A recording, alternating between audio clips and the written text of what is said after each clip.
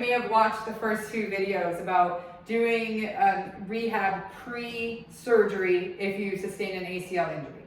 So in the first video, we kind of just covered everything about what our goals would be prior to having surgery. And in the second one, we went through the very basics of what we would look at after an injury to kind of make sure your quads are getting firing and make sure we're waking them up and getting them ready to build more strength before surgery.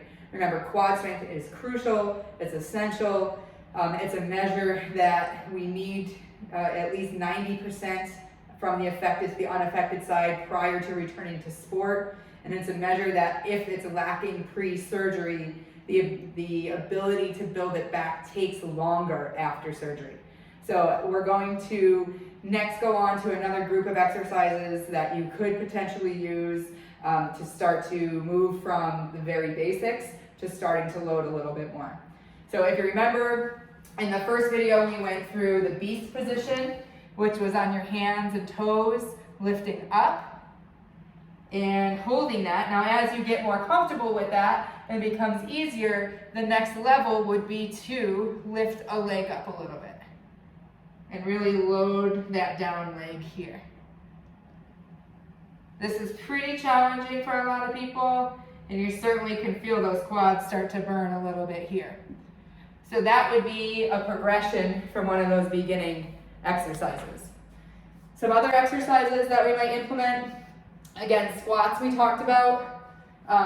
In the first, just doing body weight squats and starting to move. Then you can start to do some squats with weight. So in the beginning, we went through a short range and tried to just get the motion down, focus on the up and squeezing those quads. Now as we keep going further, you can add weight to it. You can hold a dumbbell, you can hold a kettlebell, and you keep working the same kind of movement.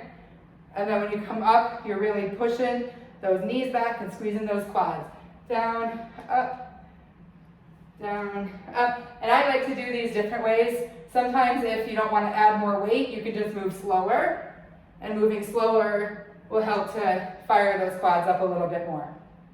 So squatting with weight, this absolutely can be progressed to using a barbell. There's no reason you can't load yourself before you have surgery if you're feeling okay. All right. The next is another form of squats to help highlight the quad engagement. These are called Spanish squats. So if you take a band or a belt around something and put it behind your knees, you lean yourself back so that band is kind of pulling you forward, but you're supported. And then you keep leaning back and do squats here. The pull of the band and the support to allow you to go backwards helps a lot to get those quads a little bit more engaged with this movement. And then you can build strength a little bit more in here. So just these are called Spanish squats. Same kind of move, up and down. If they're easy, you add weight, okay? And then we like to do some step ups and step downs. The step ups are usually a little bit easier than the step downs, and the height can vary. So if they're hard, you reduce the height. If they're easy, you can increase the height, all right?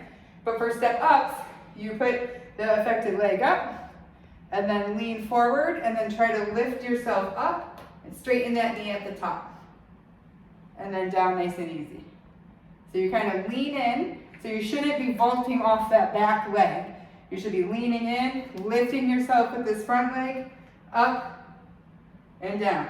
If you find you're losing your balance, it is okay to use a little bit of support if needed. But remember, you're really trying to get that full extension at the top. If you're doing well with these, then we move to step downs. Similar thought. If you're standing on a step, you're going to be on the step and then lowering yourself with the leg that's on the step. So you're going down, tapping, and coming back up. Looking at the control of your knee, looking at if you are having discomfort or not. If you are, then you just need to either reduce the height or work in a different direction. So the easiest is reaching back. The next is reaching down, and you could reach to your toes or your heel. If you reach to your heel, you're going through a little bit more range. If you reach to your toe, you're going through less range. And then also going forward. So tapping forward would be the end of that series. So step ups and step downs, very functional, stairs, everything we're doing there, but trying to get the quad firing with those movements. Okay? And lastly is just a good old lunge. So I like to start with a reverse lunge, but it kind of depends on where you are or what you feel. So again, you're just going to stand and then step back and lunge down. Okay? As you do that, you're just thinking about keeping your body in an upright position. Front foot is flat, back foot goes down to the toes, and then you're just going here and up. This does correlate, in my opinion, a little bit with the beast position. So if this is hard, a lot of times I'll regress down to that beast crawl and try to work on that single leg lift, because sometimes if that quad is weak, when the leg's in the back position, it just won't feel right or it'll feel challenging. If you can do it, then you just start here. You can alternate them, do them together, whatever feels right, and then absolutely add weight to them as you see fit. And so the lunging, again, is a pretty basic exercise that does a lot for our legs and the strength of our legs. So squatting, lunging, steps, different forms of the beast crawl, and different forms of squats, like the Spanish squats, are all great exercises to start to move from the very basics to a little bit more load. And again, if you're finding these to be easy, you've got to keep challenging yourself. So you should find the next layer, whether it's adding weight or even just getting back to your typical training routine. Remember, you're not necessarily going to increase any further injury or anything if you just follow the same rules that you would. It shouldn't hurt. It shouldn't swell significantly after. Let me rephrase on the hurt. It shouldn't hurt much. If it hurts a little bit and it stops when you stop, that's fine. If it hurts a lot and you keep going through that, or if it hurts and it doesn't stop or swells, then you need to back down your level of your exercise. But if you can complete these and you feel good, minimal discomfort, no increased swelling, and they're not challenging you much, then it might be time to just get back to your regular programming. Squat and lunge and deadlift and get back to almost normal. And the best you can do that before surgery, the more ready you're going to be for surgery and the easier it's going to be to recover those muscles long term. So this is the end of the second video for quad strength and engagement in the pre-surgery ACL rehab. So remember, quad strength is crucial.